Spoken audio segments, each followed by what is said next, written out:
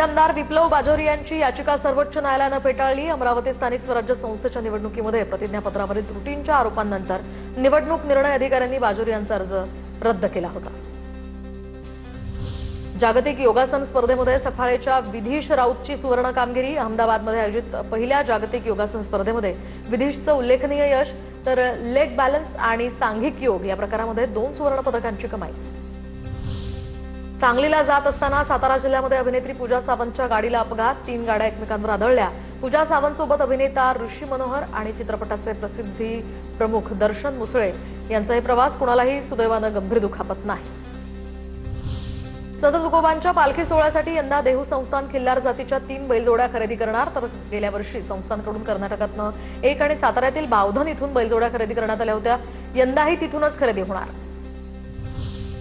लंडनमधील Windsor या ठिकाणाहून मराठी भाविकांची पहिली ग्लोबल वारी पंढरपूरकडे रवाना झाली आहे। London, Netherland, Belgium, France, Luxembourg यासह जर्मनी, पोलंड, झेक रिपब्लिक, हंगेरी, तुर्की आणि जॉर्जिया अशा 12 देशांचा प्रवास करत ही दिंडी 25 जुलै रोजी पंढरपुरात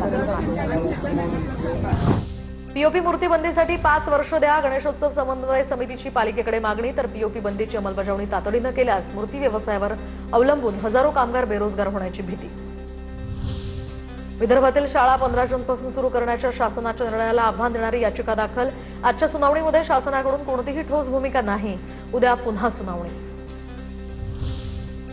मुंबई विद्यापीठाच्या LLM 2026च्या सीईटीचे हॉल तिकीट्स उपलब्ध। तर परीक्षा शुक्रवार 12 जून रोजी दुपारी 2 ते 3 आणि संध्याकाळी 5 ते 6 या वेळेमध्ये घेतली जाईल।